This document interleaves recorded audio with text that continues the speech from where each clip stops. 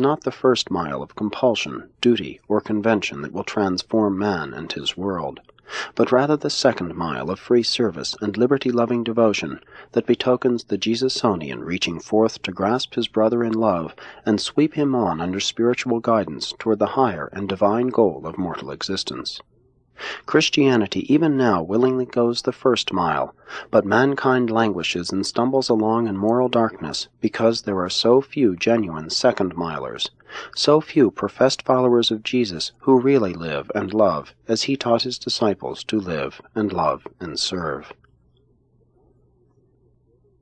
The call to the adventure of building a new and transformed human society by means of the spiritual rebirth of Jesus' brotherhood of the kingdom should thrill all men who believe in him as men have not been stirred since the days when they walked about on earth as his companions in the flesh.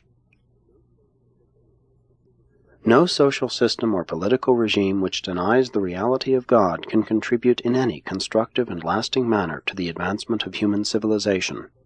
But Christianity, as it is subdivided and secularized today, presents the greatest single obstacle to its further advancement, especially is this true concerning the Orient.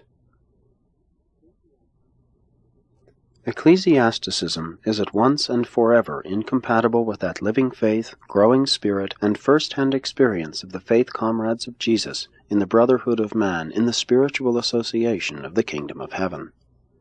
The praiseworthy desire to preserve traditions of past achievement often leads to the defense of outgrown systems of worship. The well-meant desire to foster ancient thought systems effectually prevents the sponsoring of new and adequate means and methods designed to satisfy the spiritual longings of the expanding and advancing minds of modern men.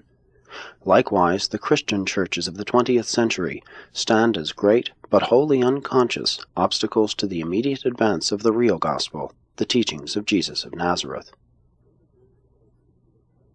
Many earnest persons who would gladly yield loyalty to the Christ of the gospel find it very difficult enthusiastically to support a church which exhibits so little of the spirit of his life and teachings, and which they have been erroneously taught he founded. Jesus did not found the so-called Christian church, but he has, in every manner consistent with his nature, fostered it as the best existent exponent of his life work on earth. If the Christian Church would only dare to espouse the Master's program, thousands of apparently indifferent youths would rush forward to enlist in such a spiritual undertaking, and they would not hesitate to go all the way through with this great adventure. Christianity is seriously confronted with the doom embodied in one of its own slogans: "A house divided against itself cannot stand." The non-Christian world will hardly capitulate to a sect-divided Christendom. The living Jesus is the only hope of a possible unification of Christianity. The true church, the Jesus Brotherhood, is invisible, spiritual, and is characterized by unity, not necessarily by uniformity. Uniformity is the earmark of the physical world of mechanistic nature. Spiritual unity is the fruit of faith union with the living Jesus.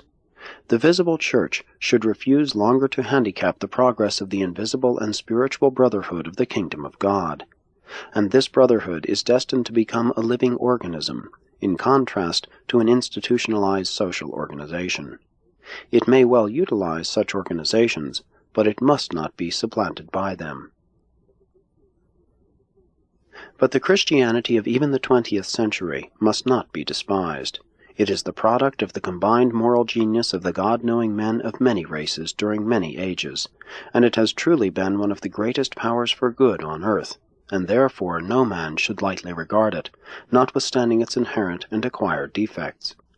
Christianity still contrives to move the minds of reflective men with mighty moral emotions.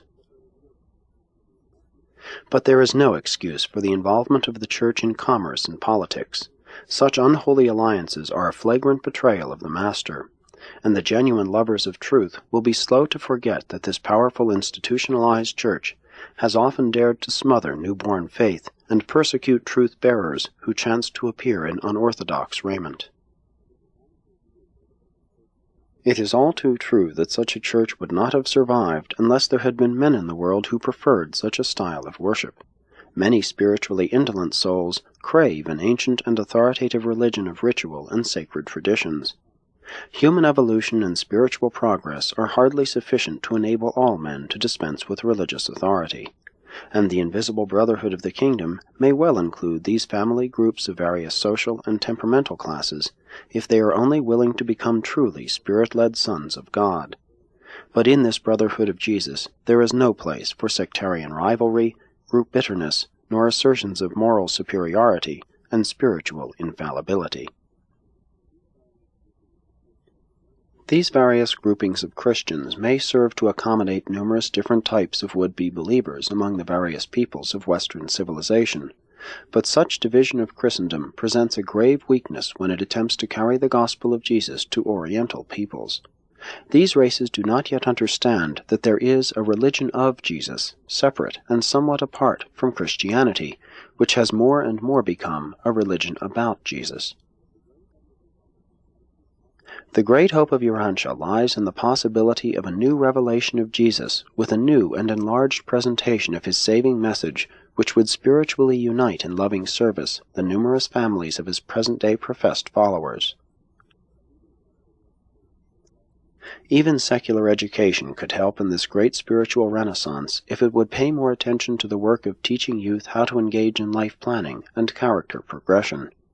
The purpose of all education should be to foster and further the supreme purpose of life, the development of a majestic and well-balanced personality. There is great need for the teaching of moral discipline in the place of so much self-gratification. Upon such a foundation, religion may contribute its spiritual incentive to the enlargement and enrichment of mortal life, even to the security and enhancement of life eternal. Christianity is an extemporized religion, and therefore must it operate in low gear. High-gear spiritual performances must await the new revelation and the more general acceptance of the real religion of Jesus. But Christianity is a mighty religion, seeing that the commonplace disciples of a crucified carpenter set in motion those teachings which conquered the Roman world in 300 years, and then went on to triumph over the barbarians who overthrew Rome. This same Christianity conquered, absorbed, and exalted the whole stream of Hebrew theology and Greek philosophy. And then, when this Christian religion became comatose for more than 1,000 years as a result of an overdose of mysteries and paganism, it resurrected itself and virtually reconquered the whole Western world. Christianity contains enough of Jesus' teachings to immortalize it. If Christianity could only grasp more of Jesus' teachings, it could do so much more in helping modern man to solve his new and increasingly complex problems. Christianity suffers under a great handicap because it has become identified in the minds of all the world as a part of the social system, the industrial life, and the moral standards of Western civilization, and thus has Christianity unwittingly seemed to sponsor a society which staggers under the guilt of tolerating science without idealism, politics without principles, wealth without work, pleasure without restraint, knowledge without character, power without conscience, and industry without morality.